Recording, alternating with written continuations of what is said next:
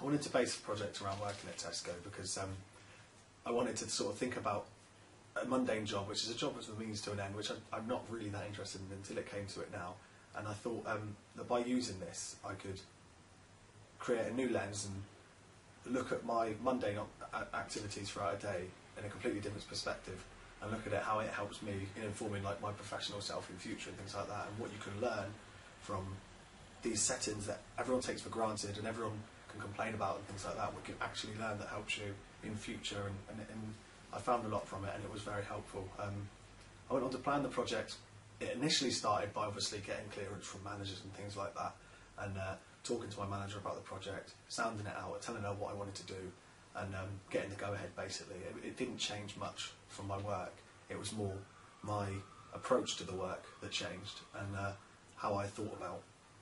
what I'm doing, and my interactions with customers and my interactions with other people and colleagues, and what skills I'm learning and how I'm learning them. I then obviously went on to research the actual project and what I wanted to learn, and it was based around what qualities there are to become a good teacher, training to be a teacher, and I trawled through a lot of sort of different journals and studies and things like that, which would be helpful, and got a framework of what theorists would think is a good teacher, and I thought about what I think was a good teacher, and then I could compare it and then base my study on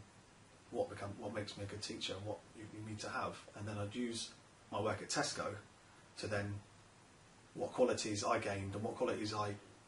picked up or improved on while I was working at the store, and how that would help me then become a good teacher and things like this. And it was really helpful because you don't understand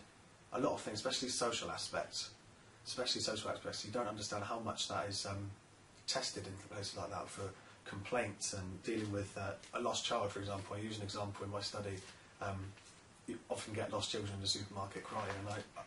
I immediately, without thought, approached a child, talked to her, got her comfortable, stopped her crying, and found her parents. And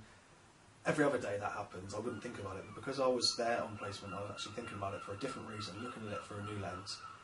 It made me think about how much it's made me come on and how valuable things like that are. So you think about these mundane jobs as useless when they really aren't. They do a lot for you, and working on learning through work is very useful and helpful.